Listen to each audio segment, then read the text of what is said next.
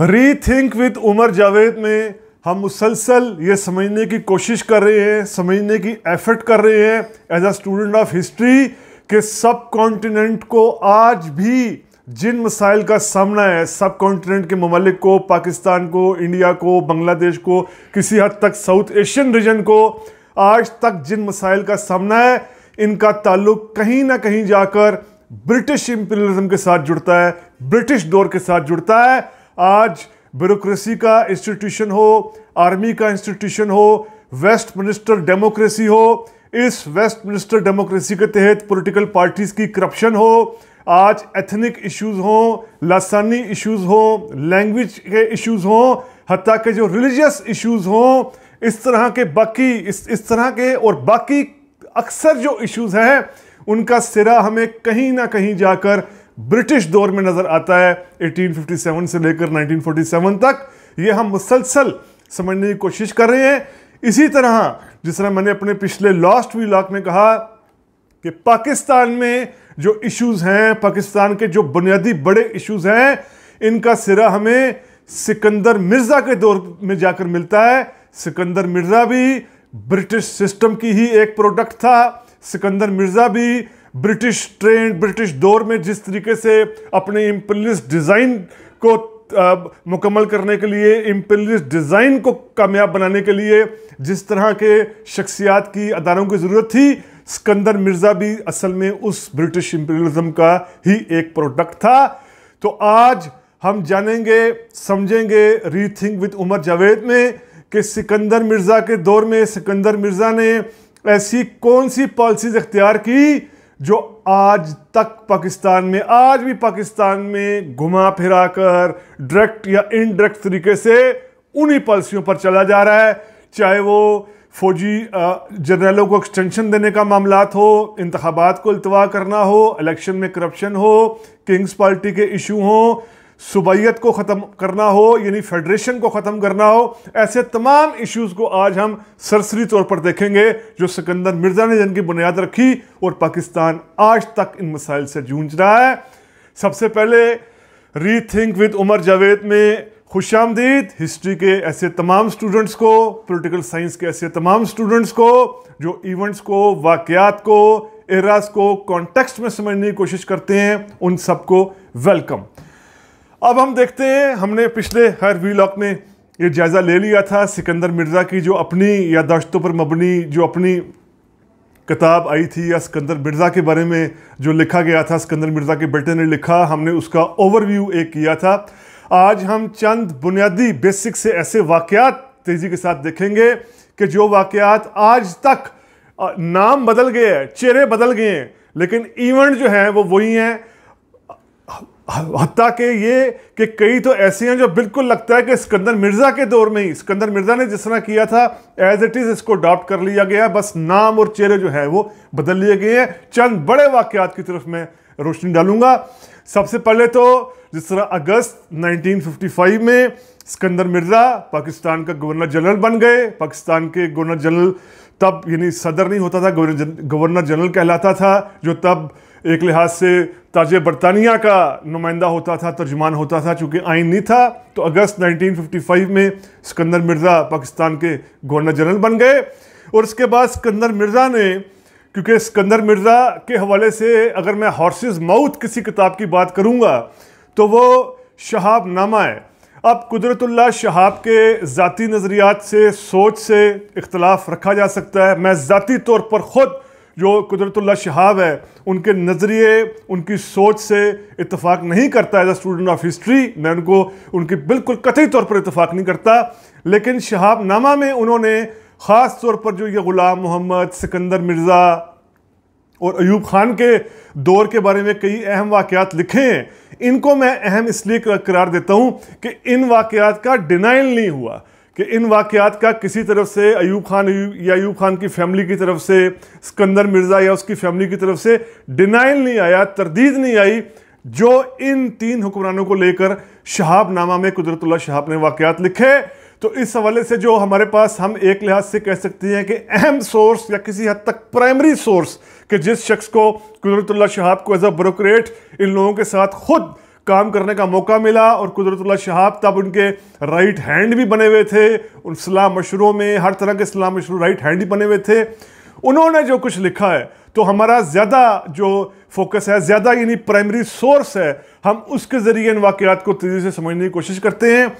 सबसे पहले तो ये सिकंदर मिर्ज़ा ने गवर्नर जनरल बनने के साथ ही किंग्स पार्टी की रवायत बनने का किंग्स पार्टी ऐसी पार्टी जिसको इस्टेब्लिशमेंट स्टेट पूरी ताकत फराहम करे, जिसको इस्टेब्लिशमेंट अपने मकसद के लिए बनाए, किंग्स पार्टी की बुनियाद रखी जिसको रिपब्लिकन पार्टी कहा जाता है। रिपब्लिकन पार्टी असल में सिकंदर मिर्ज़ा ने वैसे तो अपने जो उनके दोस्त थे डॉक्टर खान साहब उनके लिए बनाई थी, चूँकि उनको वेस्ट पाकिस्तान का चीफ मिनिस्टर बनाना था, लेकिन इस रिपब्लिकन पार्टी में हम देखते हैं वो तमाम पुराने मुस्लिम लीगी शामिल हो गए। इन मुस्लिम लीगियों में मुजफ्फर अली खान थे, मुजफ्फर अली खान किलजबाश थे, फजल अली चौधरी थे, कर्नल सैयद इमाम हुसैन थे, अकबर बुगटी थे। अकबर बुगटी का भी क्या पाकिस्तान में एक किरदार रहा है। ये ऐसे लोग थे, यानी इनमें अक्सरियत ऐसे मुस्लिम लीगियों की थी कि जो 1945-46 में लोटा करेसी कर कर या हवाओं का रुख देखकर मुस्लिम लीग में शामिल हुई थी। और बदकिस्मती ये कि उस वक्त की मुस्लिम लीगी लीडरशिप यानी मोहम्मद अली जिन्ना, लियाकत अली खान, उन्होंने भी इन लोटों को टिकट दिया और फिर इसकी भारी कीमत अदा करनी पड़ी कि जैसे सिकंदर मिर्ज़ा ने रिपब्लिकन पार्टी बनाई, किंग्स पार्टी बनाई, इन लोटों की वाज़े तादाद जो है वो इस रिपब्लिकन पार्टी में शामिल हो गई, क्योंकि इन लोटों का मकसद सिर्फ और सिर्फ इक़्तिदार था। तो सिकंदर मिर्ज़ा ने इस रिपब्लिकन पार्टी की बुनियाद रखी और सिकंदर मिर्ज़ा इस रिपब्लिकन पार्टी को बनाने में इतने ज़्यादा मसरूफ़ थे कि वो अपना जो बुनियादी फाइल वर्क है उनका वो भी मुतासिर हो रहा था, बुनियादी काम भी मुतासिर हो रहा था। कुदरतुल्लाह शहाब के अल्फाज में सिकंदर मिर्ज़ा पर भूत सवार था रिपब्लिकन पार्टी बनाने का। रिपब्लिकन पार्टी बनाने में वो और कोई सरगर्मी नहीं कर रहे थे, सिर्फ और सिर्फ उनके पूरी तवज्जो रिपब्लिकन पार्टी बनाने की तरफ ही थी। और उसके बाद फिर गवर्नर जनरल बनने के चंद रोज़ बाद ही शाम को हुसैन सहरवर्दी का कॉल आता है कुदरतुल्लाह शहाब को कि मुझे प्राइम मिनिस्टर का मेरे साथ वादा किया गया है, तो मैं कब हलफ उठा रहा हूँ। मुझे सिकंदर मिर्ज़ा ने प्राइम मिनिस्टर बनाने की बात की थी, तो मैं कब हलफ उठाने आ जाऊँ। तो कुदरतुल्लाह शहाब जाकर सिकंदर मिर्ज़ा से कंफर्म करते हैं, जी हुसैन सहरवर्दी ये बात कर रहे हैं। सिकंदर मिर्ज़ा क्या बुलंद करते हैं, क्या बुलंद करते हैं भाई, उसको ये बात किसने कर दी, तुम जाओ जाकर कहो, उसको बता दो सहरवर्दी को कि हलफ बर्दारी तो होगी लेकिन तुम प्राइम मिनिस्टर नहीं होगे बल्कि चौधरी मोहम्मद अली प्राइम मिनिस्टर होगा। यानी पाकिस्तान में किंग मेकर बनाने की कि किसने प्राइम मिनिस्टर बनना है, किसने नहीं बनना, किससे वादा किया गया, यह बुनियाद नज़र आई। और साथ ही एक और बुनियाद हमें नज़र आई कि जब चौधरी मोहम्मद अली प्राइम मिनिस्टर बने तो इसमें मौलवी फजल हक को वज़ीर दाखिला बनाया गया। अब ये मौलवी फजल हक वही थे जिनको इससे पहले रियासत और इस्टेब्लिशमेंट गद्दार करार देती थी, लेकिन सियासी मुफाद की खातर रियासत ने खुद जिसको गद्दार करार दिया उसको वज़ीर दाखिला बना दिया। यानी ये रवायत भी कि वक्त आने पर किसी सियासतदान को गद्दार बना दो और जब टाइम आए उसी सियासतदान को वज़ीर बना दो। आप देखिए आज तक पाकिस्तान में ये रवायत चल रही है। ये जो भी मैं आपको वाक़यात बताऊंगा आज तक पाकिस्तान में ये वाक़यात चल रहे हैं। उसके बाद फिर आप देखिए कि चूँकि रिपब्लिकन पार्टी बनने के बाद सिकंदर मिर्ज़ा के हाथ में जादू की एक तरह की छड़ी आ गई थी। यानी उनकी हैसियत ऐसी थी कि शतरंज सामने बची हुई है और वो अपनी मर्जी के मोरे हिला रहे हैं, प्राइम मिनिस्टर्स हिला रहे हैं, कभी किसी टैंक हिला रहे हैं, कभी घोड़े को हिला रहे हैं, हर चीज़ उनके कंट्रोल में थी। तो चौधरी मोहम्मद अली को उनके दौर में आइन नाफिज हुआ 1956 में, उसके 13 माह बाद ही चौधरी मोहम्मद अली को भी इस्तीफ़ा देने पर मजबूर कर दिया गया और चौधरी मोहम्मद अली मुस्ताफ़ी हो गए। चौधरी मोहम्मद अली के दौर में पाकिस्तान बाकायदा तौर पर यानी 1 यूनिट बनाने का फैसला किया गया। मगरबी पाकिस्तान के तमाम सूबों का जो हिस्ट्री थी, हिस्टोरिकल जो प्रेसिडेंट थी, पंजाब की जो 5000 साल पुरानी तारीख है, KPK की हज़ारों साल पुरानी तारीख है, सिंध की हज़ारों साल पुरानी तारीख है, बलूचिस्तान की, उन सबको समझा गया ये गैर ज़रूरी है, ये सबको एक मर्ज कर दो मगरबी पाकिस्तान को। यानी वफाक का जो सूबों का हक है, बुनियादी हक है, उसको पामाल करने की रवायत भी उस दौर में आई। याद रखिए आज का पाकिस्तान और इंडिया इस वजह से कायम नहीं है कि पाकिस्तान और इंडिया ने सूबे बनाए हैं, बल्कि यहाँ की रियासतों ने, यहाँ की सूबों ने ये ममालिक बनाए हैं। तो पाकिस्तान में वफाक को कमज़ोर करना, वफाक को यानी सूबों को सिरे से खुद मुख्तारी ना देना, सलब कर देना, जम कर देना, उसकी रवायत भी सिकंदर मिर्ज़ा के दौर में बनी। अब चौधरी मोहम्मद अली के बाद हुसैन सरवर्दी साहब की ख्वाहिश पूरी हुई, प्राइम मिनिस्टर बने वो, और उसमें प्राइम मिनिस्टर बनने में सिकंदर मिर्ज़ा की किंग्स पार्टी रिपब्लिकन पार्टी और हुसैन सरवर्दी की अपनी जो अवामी लीग थी, ये इन्होंने कोलिशन, सिकंदर मिर्ज़ा ने कोलिशन एक तैयार करवाया और सरवर्दी को प्राइम मिनिस्टर बनवाया।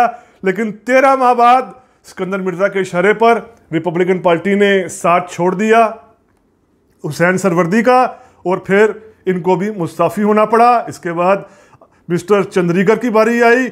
ये चार पार्टियां के दम पर कोलिशन पर यह हुकूमत बनी। सिकंदर मिर्ज़ा की रिपब्लिकन पार्टी भी इसमें हावी थी। फिर जब सिकंदर मिर्ज़ा का दिल चाहा तो उन्होंने 2 माह बाद ही कहा रिपब्लिकन पार्टी को कि इससे भी अलग हो जाओ। यूं एक और प्राइम मिनिस्टर आई, चंद्रीकर को भी इक़्तिदार से हटा दिया गया। अब जो आखिरी हुकूमत बनी फिरोज़ खान नून की, इसमें 6 पार्टियों की कोलिशन थी, जिनमें रिपब्लिकन पार्टी भी सबसे ज़्यादा हावी थी। और रिपब्लिकन पार्टी हावी होने के साथ साथ आप इस दौर में फिरोज़ खान नून के दौर में जिस तरह वजारतों की बंदरबाट की गई, तो टर्म यूज़ हुई खुशक वजारत और तर वजारत। अब तर वजारतें कौन सी थी? वजारत ख़जाना, तजारत, सनत, खुराक वगैरह, जहाँ करप्शन की जा सकती थी, जहाँ दिहाड़ियाँ लगाई जा सकती थी। और दूसरी तरफ जो खुशक वजारतें थी वो ऐसी थी जहाँ करप्शन नहीं थी। यूँ यानी हम ये भी कह सकते हैं कि करप्शन की बुनियाद, वजारतों में करप्शन की बुनियाद भी उसी दौर में, सिकंदर मिर्ज़ा के दौर में बाकायदा तौर पर रियासत ने अपनी सरपरस्ती से ही रख दी थी।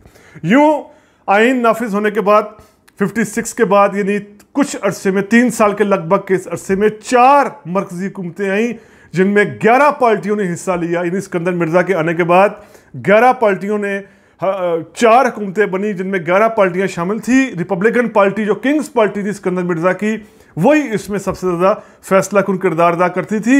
यूँ सिकंदर मिर्ज़ा ने एक लिहाज से साजिश करके साबित कर दिया कि सियासी पार्टियों की वक़्त नहीं है, सियासतदान बेईमान है, सियासतदानों का कोई ज़मीर नहीं है, सियासतदानों का कोई नज़रिया नहीं है।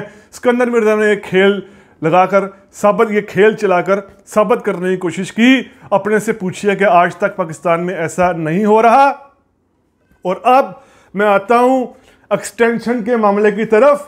पाकिस्तान में आर्मी चीफ्स को एक्सटेंशन देने की रवायत, चाहे अभी ये गुज़श्ता जो आर्मी चीफ थे कमर जावेद बाजवा, इनको एक्सटेंशन देना, या जनरल कियानी को एक्सटेंशन देना, जो बाकी थे फौजी आमर, वो तो अपने आप को खुद ही एक्सटेंशन दिए जाते थे। जनरल ज़िया अपने आप को एक्सटेंशन देते गए, मुशर्रफ अपने आप को एक्सटेंशन देते गए। लेकिन ये एक्सटेंशन डालने की रवायत किस तरह बनी, ये बड़ा इंटरेस्टिंग वाक़या है। जून 1958 में कुदरतुल्लाह शहाब अपने ऑफिस में काम कर रहे थे कि सिकंदर मिर्ज़ा दोपहर को उनके दफ्तर में आए और हस्बे मामूल उन्होंने पूछा कि और कोई फाइल वर्क तो नहीं रह गया। कुदरतुल्लाह शहाब ने कहा नहीं जी, फाइल वर्क नहीं रह गया। सिकंदर मिर्ज़ा पैदल अपने घर की जानिब चलना, यानी दफ्तर से बाहर निकलना शुरू हो गए। थोड़ी देर बाद तेज़ी से वापस आए और उन्होंने कहा मैं तो एक बहुत अहम काम भूल गया। और उन्होंने फिर इस पर जो प्रेसिडेंट हाउस की स्टेशनरी का कागज़ है वो निकाला और खड़े खड़े उस वक्त के प्राइम मिनिस्टर यानी जून 1958 के प्राइम मिनिस्टर फिरोज़ खान नून को एक नोट लिखा, जिसमें लिखा कि हमारी मुत्तफ़िका राय में commander in chief Mohammad Ayub Khan की मुलाजमत में 2 साल की तोसी कर दी जाए, 2 साल की एक्सटेंशन कर दी जाए। और अपने पेन से ही उन्होंने मोस्ट इमीडिएट में लिखा और कहा कि फौरी तौर पर यह नोट जाकर प्राइम मिनिस्टर को दे दिया जाए। यूं एक्सटेंशन, फौजी जर्नलों को, फौजी आर्मी चीफ्स को एक्सटेंशन देने की रवायत सिकंदर मिर्ज़ा ने ही शुरू की। अगर सिकंदर मिर्ज़ा इस तरह की रवायत ना रखते तो क्या पता आज पाकिस्तान की हिस्ट्री और होती। अब इंतखाबात के इल्तवा यानी इलेक्शन डिले करना, जो पाकिस्तानी इस्टेब्लिशमेंट, पाकिस्तानी स्टेट, पाकिस्तान की रूलिंग एलीट का एक वतीरा रहा है। अभी भी जब मैं आपसे जिक्र कर रहा हूँ, अभी भी इंतखाबात का कोई सिरा नहीं, दूर दूर तक ही नहीं पता इंतखाबात कब होने हैं। इसकी रवायत भी सिकंदर मिर्ज़ा ने डाली, क्योंकि असूली तौर पर इंतखाबात होने थे, आइनी तौर पर इंतखाबात होने थे नवंबर 1957 में।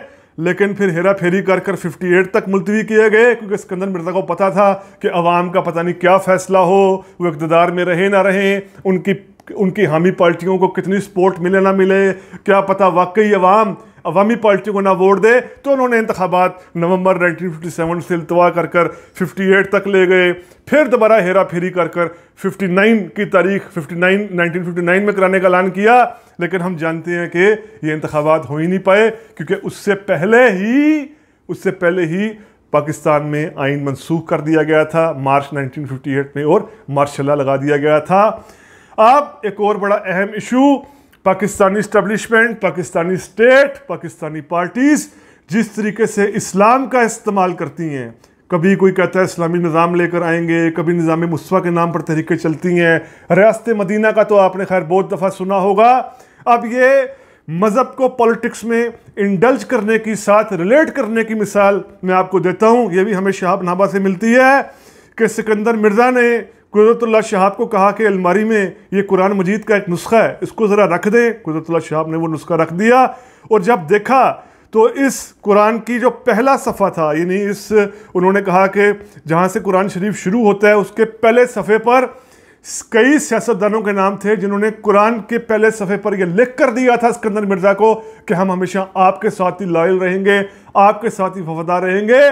खुद कुदरतुल्लाह शहाब के अल्फाज में कि अफसोस कि कुरान शरीफ का वो नुस्खा जो है वो सिकंदर मिर्ज़ा ने वापस ले लिया, वरना वो इस काबिल था कि इबरत हासिल करने के लिए इसे हमारे कौमी अजायब घर में रखा जाता। यानी ये सियासतदान, ये हुक्मरान मज़हब को भी किस तरीके से इस्तेमाल अभी तक करते हैं, इसकी भी एक बुनियादी मैंने आपको ये बता दिया कि किस तरीके से सिकंदर मिर्ज़ा ने कुरान पर लिखवाया, हलफ दिलवाया सियासतदानों को कि मेरे हामी रहोगे, लेकिन वो हलफ की पासदारी भी नहीं की गई, यूं मज़हब का इस्तेमाल हुआ। फिर जाते जाते एक हल्का फुल्का सा जिक्र, आपने पाकिस्तान में पोस्टर्स की पॉलिटिक्स बहुत देखी होगी। एक आर्मी चीफ रिटायर हो रहे थे नवाज शरीफ के दौर में, तो पोस्टर्स लग गए थे कि अभी जाने की बातें मत करो, यहीं रहो, और बाकी भी आपको ना हमायत में कभी जो पोस्टर्स की रवायत है ये भी सिकंदर मिर्ज़ा ने डाली। सिकंदर मिर्ज़ा ने डॉक्टर खान साहब की मदद से, जब डॉक्टर खान वेस्ट पाकिस्तान के चीफ मिनिस्टर थे, इनकी मदद से पाकिस्तान के बड़े शहरों में ऐसे पोस्टर्स आवेज़ा करने शुरू कर दिए कि मुल्क की कमांड एंड कंट्रोल मुकम्मल तौर पर ये सिस्टम ही जो है थोड़ा बहुत नाम का, दिखावे का, जमहूरी ख़त्म करके पूरी ताकत सिकंदर मिर्ज़ा को दे दी जाए, और सिकंदर मिर्ज़ा इनकलाबी कौंसल कायम करें और उसके हेड बन जाएं। तो ये पोस्टर्स की रवायत भी बड़ी दिलचस्प रवायत है, ये भी सिलसिला वहाँ से शुरू हुआ। और उसके बाद फिर 8 अक्टूबर को तो हम जानते हैं क्या हुआ, यानी सिकंदर मिर्ज़ा आइन को रात को मनसूख करा चुके थे अयूब खान के ज़रिए, और ख़ुद इक़्तिदार में आ चुके थे। अब सिकंदर मिर्ज़ा को इस चीज़ का इदराक हो रहा था कि बंदूक की ताकत अयूब खान के पास है, पता नहीं अयूब खान उनके साथ क्या सलूक करते हैं। कहने को सदर तो वो हैं, लेकिन chief marshal administrator Ayub Khan है, बंदूक अयूब खान के हाथ में है। और फिर हमने देखा गुज़श्ता 20 लाख में मैं बता चुकूँ आपको पूरा वाक़या कि 27 मार्च 1958 की रात को क्या हुआ, क्या महलाती साजिशें हुई, वो हम बता चुके हैं। तो यहाँ पर हमने जायज़ा लिया, मैंने ऐसे कई वाक़यात बयान किए जो सिकंदर मिर्ज़ा के दौर में हुए, और जो वाक़यात आज भी नाम और चेहरे मुख्तलिफ हैं, लेकिन वो वाक़यात उसी तरीके से हो रहे हैं। यहाँ जाते जाते मैं एक और बात भी क्लियर कर दूँ कि मैंने यहाँ पर सिकंदर मिर्ज़ा और उनकी बेगम की जो ज़िंदगी थी, उनके ज़ाती वाक़यात को मैं बीच में नहीं लेकर आया, जिनका शहाबनामा में बड़ा तफसीली जिक्र है। किस तरीके से सिकंदर मिर्ज़ा के दौर में ऐवान सदर के अंदर शबाब की महफिलें बर्पा की जाती थी, किस तरह की ख़वातीन आती थी, सिकंदर मिर्ज़ा शराब पीकर किस तरह लहराते थे, और बाकी साथियों को जिस तरीके से सागरो मीना की महफिलें होती थी, वो जिक्र मैंने शौरी तौर पर नहीं किया, क्योंकि as a student of history मैं जानता हूँ कि किसी इंसान की, किसी हुक्मरान की ज़ाती ज़िंदगी जो है वो तब तक ज़ाती ज़िंदगी पर हम बात गैर अहम होती है अगर वो शख्स समाज के लिए, सियासत के लिए, मईशत के लिए या पॉलिसीज़ में कुछ गलतियां कर रहे हैं, तो हमें स्टूडेंट ऑफ हिस्ट्री उस पर नज़र रखनी चाहिए, ना कि ज़ाती ज़िंदगी पर। ज़ाती ज़िंदगी हर किसी का फेल है, लेकिन ये ज़ाती ज़िंदगी सियासत पर, जिस तरह मैंने कहा, सियासी पॉलिसियों और माशी पॉलिसियों पर असरअंदाज नहीं होनी चाहिए। तो यहाँ पर शौरी तौर पर मैंने जो सिकंदर मिर्ज़ा खुद जो शहाना मजाज के शख्स थे, उनकी बेगम जिस तरह की शहाना मजाज की थी, जिस तरह की पार्टियां वहां पर सजती थी, सागरों मीना की वहां बरसात होती थी, मैंने शोरी तौर पर उसका जिक्र नहीं किया क्योंकि असल हिस्ट्री में, हिस्टोरिकल कॉन्टेक्स्ट में इन चीज़ों की इतनी अहमियत नहीं होती। अहमियत उन वाकयात की होती है जो मैंने आपको बयान किए, जो आज भी पाकिस्तान में वो वाकयात घट रहे हैं, पाकिस्तान में वाकयात हो रहे हैं। सिर्फ सिकंदर मिर्जा का नाम नहीं है, नाम अब और लोगों का है, लेकिन वाकयात सब उसी तरीके से हो रहे हैं। तो इस वीलॉग के जरिए मैंने ये समझने की कोशिश की, ये बताने की कोशिश की कि पाकिस्तान में जो रवायात रही हैं गैर जमहूरी किंग्स पार्टीज़ की, इंतखाबात के इल्तवा की, एक्सटेंशन देने की, करप्शन की, उनकी रवायात का सिरा सिकंदर मिर्ज़ा के दौर में जाकर जुड़ता है। और सिकंदर मिर्ज़ा भूलना नहीं चाहिए कि खुद ब्रिटिश सिस्टम की एक प्रोडक्ट थे। उम्मीद करता हूँ आपको ये वीलॉग पसंद आया होगा। अगर पसंद आया है तो काइंडली सब्सक्राइब कीजिए। रीथिंक विद उमर जावेद को बहुत शुक्रिया।